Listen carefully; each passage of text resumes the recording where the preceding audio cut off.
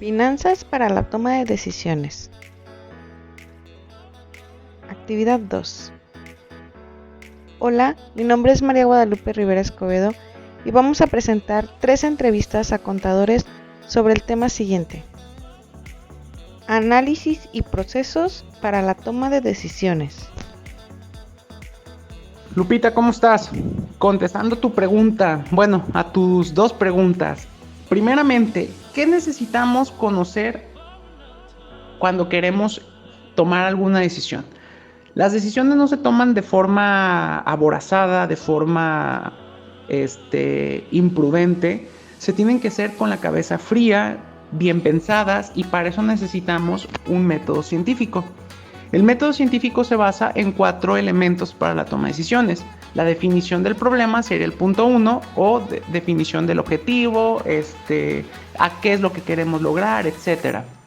Un segundo punto es generar o seleccionar la mejor alternativa, es decir, para seleccionar la mejor alternativa que solucione o que le dé respuesta a esa decisión, la vamos a hacer bajo un criterio que se llama costo-beneficio, es decir, algo que me cueste menos, pero que me genere buenos rendimientos o que me genere buenos resultados. Una tercera es la implementación de la alternativa que seleccioné, es decir, ponerla en práctica. Y cuarto, es el monitoreo, o sea, estar revisando constantemente que esa alternativa que yo seleccioné me esté generando los resultados que había planeado para la toma de decisiones. Muy bien, eso en cuanto a la toma de decisiones. Las decisiones, ya sean empresariales o personales, generalmente se basan bajo 2 razones muy importantes, que es el riesgo y la rentabilidad. ¿Qué es el riesgo? El riesgo es aquello que nosotros podemos perder a lo largo de alguna inversión, a lo largo de algún negocio, etc. El riesgo es importante analizarlo porque, hay refranes que dicen, por ejemplo, que el que no arriesga no gana, y es correcto. Nosotros, cuando tenemos una información financiera sana, tenemos bases sustentables para la toma de decisiones, podemos arriesgarnos siempre y cuando las condiciones sean óptimas. Entonces, el riesgo es una de las partes importantes que debemos de considerar al momento de tomar decisiones en el análisis financiero. Y tenemos otro punto también, que es la rentabilidad. La rentabilidad es cuánto es lo que me genera de ganancia ya sea una inversión, cuánto me genera de rendimiento algún crédito, algún préstamo que yo otorgué, etc. Para eso hay 2 herramientas que son importantísimas para medir la rentabilidad. Uno es el valor presente neto, o el BPN, que es actualizar las cantidades que presté durante el plazo del contrato, del crédito, etc. Es actualizar y conocer el monto del capital que yo voy a invertir al finalizar el periodo. Importantísimo conocerlo, ya sea en finanzas personales o conocerlo en finanzas empresariales. Y el otro es el PRI, el periodo de recuperación de la inversión, o el periodo de retorno de inversión, que es el tiempo en el que, según las cuentas algebraicas, me va a decir, en este tiempo vas a recuperar la inversión que hiciste.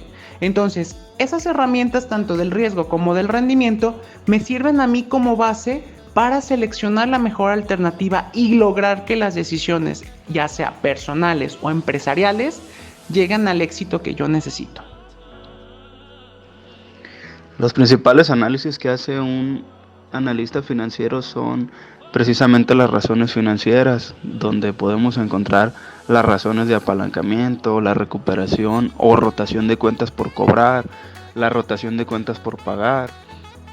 También podemos analizar la manera en la que se deprecian los activos. Podemos analizar también el indicador EBITDA, que es la capacidad de generar dinero de la empresa. Podemos dividir el trabajo del financiero en 2. Uno es la obtención de recursos para la empresa y el otro es la elaboración de presupuestos y proyecciones financieras.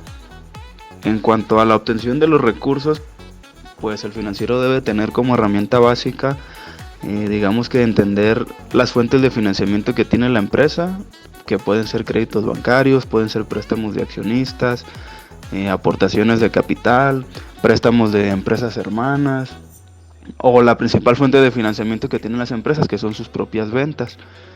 También tiene que analizar los créditos que otorgan los vendedores y el periodo de recuperación. Debe de saber analizar también las tasas de interés y los periodos de pago para entender cuál es la mejor fuente de financiamiento que tiene la empresa. Y por el otro lado, en cuanto a las proyecciones financieras, pues el financiero debe tener herramientas como el análisis de datos, puede hacer uso de gráficas, puede analizar tendencias, realizar análisis de datos históricos, y con estos datos históricos pues sabe o comprende cuál va a ser el comportamiento de la empresa hacia el futuro. Entonces esta es una herramienta básica para realizar proyecciones financieras. Hola, mi nombre es Humberto Gómez Oliva, soy catedrático de la Universidad de Guadalajara. Me entrevistan para explicar las herramientas básicas y sistemas financieros. Bueno, en lo que tiene que ver con los sistemas, como todo sistema, es un conjunto de elementos necesarios para que se pueda echar a andar algo. Entonces, en ese sentido, el sistema financiero no solamente se compone de la contabilidad, sino de la estructura como tal de la empresa, incluyendo las políticas que se tenga que tomar en cuanto a cualquier proyecto de inversión. Por la parte de herramientas básicas, la mayoría de las herramientas descansan precisamente en algunos documentos que tiene la empresa. Por ejemplo, los estados financieros que tienen las empresas nos dan información acerca de cómo está respondiendo la empresa ante la situación actual, cómo fue el volumen de actividad que tuvo durante un periodo. Todo eso forma parte de esos documentos que nos van a servir para la toma de decisiones. Y por tanto también representan otro conjunto de herramientas. Una disciplina también que está muy en boga es la toma de decisiones. La toma de decisiones se puede ver desde varias perspectivas, de una toma de decisión económica, una toma de decisión administrativa, y pues cada una de ellas pues brinda herramientas específicas para poder tomar una decisión importante. Estas decisiones se clasifican, se pretenden tomar una serie de pasos para elegir una elección adecuada.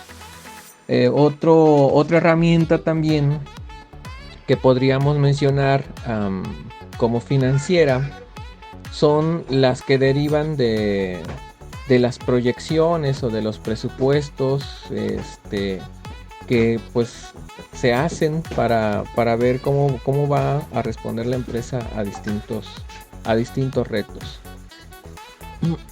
Y como les decía, pues los documentos dentro de la empresa también incluyen la parte de la administración, cómo está estructurada la administración como tal, si existe o no una buena administración, cuál es la estructura que se le da, cuáles son los departamentos esenciales, cuáles son las actividades principales, cuáles son las que generan una cadena de valor. Entonces todo eso forma parte también de una herramienta financiera. Bueno, también hay otra pregunta: ¿cuáles son los principales análisis y evaluación de toma de decisiones? Bueno, los análisis van a depender del tipo de decisión que voy a tomar. Si estamos hablando de una decisión de inversión para invertir en algún proyecto productivo dentro de la empresa, y estamos analizando el que se va a abrir una nueva fábrica o se va a abrir una nueva planta, entonces ahí tendríamos que analizar cuáles son las proyecciones y para ello tendríamos que estimar cuáles van a ser los flujos de dinero que van a existir durante los primeros años, ver cuánto tiempo va a ser posible retornar ese flujo de dinero. Entonces todos los indicadores de flujo de dinero son importantes ahí. No solamente el estado financiero de de flujo de dinero o el cash flow como le conocen algunos, sino ver en qué tiempo o en qué periodo recupero esa liquidez. También dentro de este tema podríamos hablar de resultados, ¿no? Que aunque pareciera que el retorno, cuando hablamos de retorno de inversión, parece que estuviéramos hablando también de retorno de flujo, pero no, porque en el retorno de inversión estamos hablando de resultados. Y en el retorno de inversión, pues obviamente vamos a ver cuáles van a ser las utilidades que se generan dentro de la empresa y ver cuán productiva es, no solamente para los socios, sino también para una elección de echar a andar o no un proyecto. Y así podemos hablar de varias herramientas así como fundamentales, pero pienso yo que esas dos son como las más grandes que hay que analizar, porque también hablando del retorno de inversión tendríamos que analizar cuál va a ser el grado de apalancamiento para ver con qué recursos vamos a disponer, pero sobre todo el recurso que va a ser financiado por la parte interna, o sea, por la misma empresa, y cuál va a ser el recurso que va a venir de manera externa, y con eso maximizar las utilidades de nuestra inversión y también obviamente la inversión de nuestros socios.